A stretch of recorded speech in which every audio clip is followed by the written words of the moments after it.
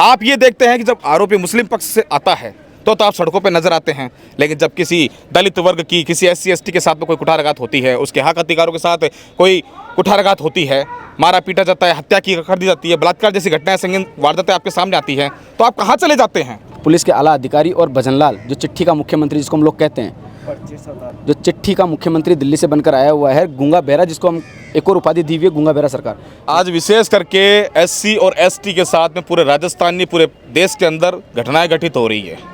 एक जातिगत रूप से मैंने आपको कहा कि जातिवाद का शिकार हुआ है हमारा भाई। यहाँ पर एक दलित भाई के साथ ये हुआ है, जिसकी वजह से आप इनके नाम उठाकर देख लीजिए, शर्मा, व्यास, सिंह, देगड़ा, ये वो जातियाँ हैं जो आज से 5000 साल 10,000 साल पहले जो हम पर अत्याचार करती हुई आ रही थी, और आज भी वही स्थितियां हैं। ये तो बाबा साहब का धन्यवाद है कि उन्होंने हमें एक संविधान की वो ताकत दी है जिसकी बदौलत हम लड़ाई तो लड़ सकते हैं।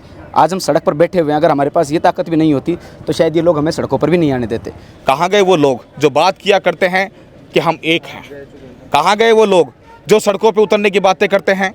कहाँ गए वो लोग जो सरकार ये कहती है कि अब नहीं सहेगा राजस्थान? नमस्कार, मेरा नाम है अभिषेक जाखड़ और आप देख रहे हैं RGTV 24।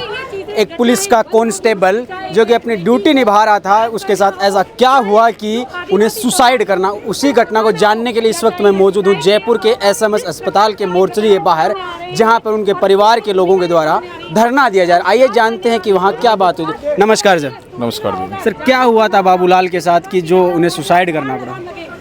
देखिए, जातिगत प्रताड़ना से और जो सिस्टम है, भ्रष्ट सिस्टम है, इससे प्रताड़ित होकर के हमारे भाई बाबूलाल बैरवा जी ने जो आत्महत्या का जो कदम उठाया है, आज 24 घंटे से ऊपर हो चुका है, लगभग 30 घंटे से ऊपर हो चुका है।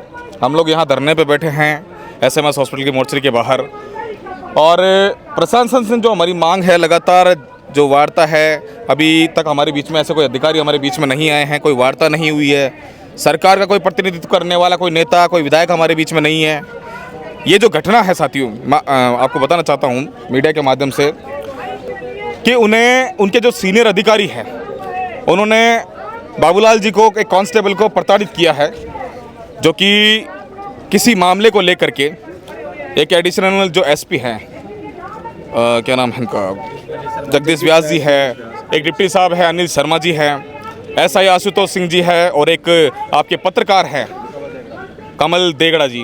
मैं कहना चाहूँगा ऐसे कि जो 4 आरोपी हैं, इन्होंने प्रताड़ित किया है इस कदर कि हमारे भाई बाबूलाल बैरवा को ये कदम उठाना पड़ा, ये आत्महत्या जैसा। क्योंकि मेरा मानना है कि बहुत ऐसा मतलब आदमी बहुत जब बहुत ज़्यादा प्रताड़ित होता है ना, तब जाकर के वो एक कदम उठाता है। एकदम डिप्रेशन में, वो डिप्रेशन, वो भी पुलिस का व्यक्ति, पुलिस विभाग का व्यक्ति, सहन सकते हैं उन लोगों के। आप ये देखिए। तो मैं आपके माध्यम से और राजस्थान सरकार को हम ये बात कहना चाहते हैं, प्रशासन को कहना चाहते हैं कि जो आरोपी हैं उन्हें तत्काल गिरफ्तार किया जाए, उन्हें सस्पेंड किया जाए, तमाम जो मांगे हैं उनके ऊपर खरा उतरे, और जब तक हमारी मांगे नहीं पूरी होती है हम लोग यहाँ से नहीं हटेंगे, धरना जारी रहेगा। SC समुदाय के लोग हैं, जो एक पिछड़ा वर्ग होता है, उनके ऊपर भी एक टैग लग गया है, मतलब कि सारे समुदाय के लोगों के बारे में, मतलब क्या कहना चाहते हैं उसके बारे में? देखिए, SC समुदाय के टैग की आप बात कर रहे हैं। आज विशेष करके SC और ST के साथ में पूरे राजस्थान नहीं, पूरे देश के अंदर घटनाएं घटित हो रही है। एक जातिगत रूप से मैंने आपको कहा कि जातिवाद का शिकार हुआ है हमारा भाई। क्योंकि आला अधिकारी की अगर जाति की मैं बात करूंगा तो शायद कुछ लोगों को बुरा लग जाएगा कि रवि मेघवाल या सामाजिक कार्यकर्ता जातियों की बात पे आ रहे हैं, लेकिन कट्टू सत्य है ये। अगर बाबूलाल बैरवा की जगह कोई दूसरा व्यक्ति होता तो शायद मैं समझता हूँ कि उसके ऊपर ये इतना प्रताड़ित नहीं किया जाता उसको, और कार्रवाई अब तक हो चुकी होती, लोग सड़कों पे उतर चुके होते। आप उदयपुर की घटना को देखिए, एक मांगीलाल दर्जी वाला एक प्रकरण हुआ था, बिल्कुल, जिसमें आरोपी मुस्लिम समुदाय से आता है। पूरे देश में खून खराबा हुआ, लोग सड़कों पे उतरे अपनी मांगों को लेकर के, और मांगे मनवाई भी। मुख्यमंत्री तत्काल जयपुर से जाते हैं, उनके दोनों बेटों को सरकारी नौकरी देते हैं, 1 करोड़ का मुआवजा देते हैं, आप देखिए। लेकिन उसके बाद में और एक घटना होती रही है, शंकरलाल मेघवाल की एक हत्या हुई, अभी कुछ दिन पहले की बात है, उदयपुर के अंदर। हम लोग वहाँ धरने पे बैठे थे, प्रशासन की ओर से, सरकार की ओर से कोई सूद नहीं ले रहा उस परिवार की, उस पीड़ित परिवार क्या हाल है क्या नहीं है, कोई नहीं पूछ रहा, कोई विधायक नहीं, कोई एक XYZ कोई भी नहीं पूछ रहा उनसे। हम लोगों ने कड़ा प्रयास किया, संघर्ष किया, तब जाकर कुछ हद तक उस पीड़ित परिवार को न्याय दिलाने में हम लोग सक्षम हुए, कुछ हद तक, हम ये कहेंगे कुछ हद तक, बाकी उसको पूर्णतः न्याय नहीं मिला। वरना दूसरी बात है, SC के वहाँ पे संगठन के लोग बैठे हैं। कहाँ गए वो लोग जो बात किया करते हैं कि हम एक हैं? कहाँ गए वो लोग जो सड़कों पे उतरने की बातें करते हैं? कहाँ गए वो लोग जो सरकार ये कहती है कि अब नहीं सहेगा राजस्थान, अब नहीं सहेगा बीजेपी? तो कहाँ गए वो लोग? जब अत्याचार हो रहा है, जुल्म हो रहा है, तो आप चुप्पी साध के बैठे हैं। आप ये देखते हैं कि जब आरोपी मुस्लिम पक्ष से आता है तो आप सड़कों पे नजर आते हैं, लेकिन जब किसी दलित वर्ग की, किसी SC ST के साथ में कोई कुठाराघात होती है, उसके हक अधिकारों के साथ कोई कुठाराघात होती है, मारा पीटा जाता है, हत्या की कर दी जाती है, बलात्कार जैसी घटनाएं, संगीन वारदातें आपके सामने आती है, तो आप कहाँ चले जाते हैं? सेम वही स्थिति इस बाबूलाल बैरवा के इस मामले में है। कहाँ हैं वो लोग? कहाँ हैं वो लोग जो ये बातें करते हैं? कहाँ हैं सरकारें? आप देखिए, एक हुक्का बार पे कार्रवाई करने पर राज्यवर्धन सिंह जी जाकर के सिपरापत थाने के अंदर वहाँ के प्रशासन को मतलब धमकाते हैं, उन पर कार्रवाई करने की बात करते हैं, हल्ला मचा दिया उन्होंने। ये भी कहते हैं नौकरी नहीं करनी। बताइए, एक खुलेआम दादागिरी जैसी आप बात करते हैं। अब आपके सामने ये घटनाएं हो रही है, कहाँ हैं आप? इतनी बड़ी वारदात हो चुकी, कहाँ हैं आप? तो सबसे बड़ी बात मैं कहना चाहूँगा, भजनलाल अभी यहीं हॉस्पिटल के पीछे एक मंदिर है, उसमें आगे क्या इनके पास इतना समय नहीं था कि यहाँ मिल जाए? देखिए, समय सबके पास होता है, लेकिन एक विचार वाली, एक नियति वाली बात है। अगर उनकी नियति होती ना तो हमारे बीच में आते। महज 500-700 मीटर की दूरी थी। बिल्कुल नियति वाली बात है। अगर नियति होती तो हमारे बीच में आकर के इस परिवार के प्रति सिंपैथी रखते, अपनी बात रखते, इस पीड़ित परिवार की मांग सुनते, इनके आंसू को देखते। आप राजस्थान की ये जो जनता है, ये भी आपके परिवार का एक हिस्सा है, आपको देखना चाहिए मुख्यमंत्री जी। भाई राम राम। राम राम भाई। के लागे भैया जो घटना हुई है के बारे में क्या कहना है? देखो, सबों पहले तो मैं आपका चैनल का माध्यम हूँ, भाई बाबूलाल जी बैरवा की आत्मा ने श्रद्धांजलि अर्पित करूँ हूँ। और अबार की घड़ी बहुत ही दुखद घड़ी है। ये माया बड़ा बोल या बड़ा भाषण देना को समय को नहीं है। बस कुल मिलाकर बात यही है कि जो घटना आज घटी है, आप सोच सको कि एक ट्रेनिंग लियोड़ो आदमी जो हर परिस्थितियों बुरी परिस्थितियों लड़ ज्वाइन करेड़ो आदमी के तरीक़ों प्रताड़ित हुए वाला कि बिना आपने खुद ने फांसी का फंदा तक पुगा लियो। भले ही वो फांसी को फंदो लटकायो खुद हो, लेकिन बिका लारे जगह हाथ आ भाई नारायण भट्टाचार्य का लिखोड़ा है। और बात करें कानून व्यवस्था की, जो सरकार आज बैठी हुई है विधानसभा के मायने और विधानसभा का पटल में बड़ी बड़ी बातें करे है कि मैं वो कर दिया और वो कर देशा, 5 मिनट में कर देशा, अमिटमेंट लायोड़ा है कि कार्रवाइयाँ हाथों हाथ हो सी कटों दिखाई कौन दे रही है चीज़ें, क्योंकि कानून अंधो है।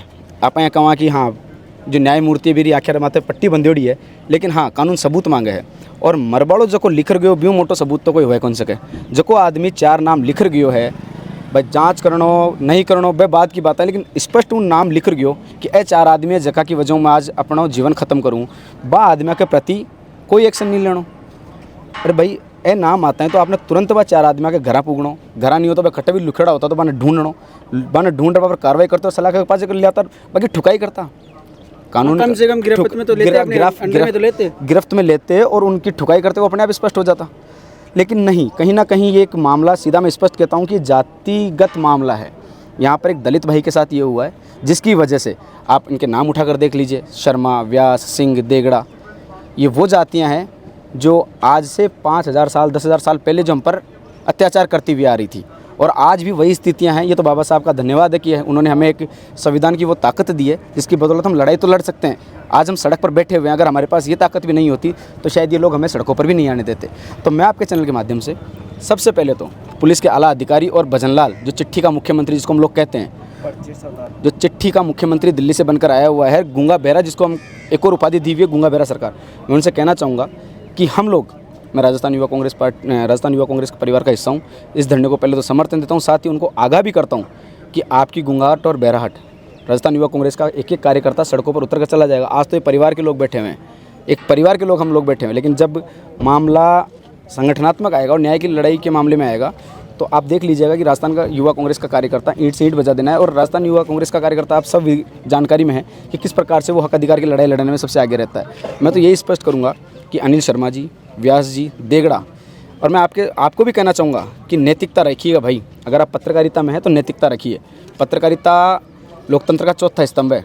इसको आप लोगों का न्याय दिलवाने के लिए काम में लेना, ना कि ब्लैकमेलिंग करके और दुनिया को लूटने का काम मत करना। कमल देगड़ा ने वही कृत्य किया है, उसकी कई बार ठुकाइयाँ भी हुई है, जेल भी वो जा चुका है, लेकिन वो फिर भी उसके बावजूद नहीं समझ पाया। अब भी देखिए आप, आज घटना घटती है, आत्महत्या नहीं है, ये मर्डर है, ये डायरेक्टली मर्डर है। और मैं इसको डायरेक्टली मर्डर कह सकता हूँ, और किसी में दम है तो मुझे चैलेंज कर लें, पुलिस के आला अधिकारी और सरकार मुझे चैलेंज कर दे कि मर्डर कैसे कह रहा है। मैं इसको मर्डर कह रहा हूँ। इस पर जांच हो और जो संघर्ष समिति ने मांग पत्र किया है, आप देखिए इनकी निष्कृष्टता और इनकी नीचता देखिए कि आकर परिवारजनों से मुलाकात तो दूर, यहाँ पर बोलते हैं आपकी मांग क्या है। अरे भाई, हमने शहादत दी है, यहाँ मांग मांगने के लिए, भीख मांगने के लिए नहीं बैठे हुए हम लोग। ये हमारा हक अधिकार है, हमारा साथी चला गया, उसकी पूर्ति नहीं होगी कि, लेकिन हाँ, जो कृत्य इन लोगों ने किया है उस पर इन लोगों को सज़ा दिलवाना हमारी प्राथमिकता है जी। तो आपके चैनल के माध्यम से और मैं तमाम लोगों के माध्यम से ये स्पष्ट कर देता हूँ सरकार और प्रशासन को, जब तक आप लोग इस पर कार्रवाई नहीं करेंगे हम लोग यहाँ से उठने वाले नहीं हैं, चाहे हमें इसके लिए कितना भी समय, क्योंकि हम तो आंदोलनों से निकल कर आए हुए लोग हैं भाई।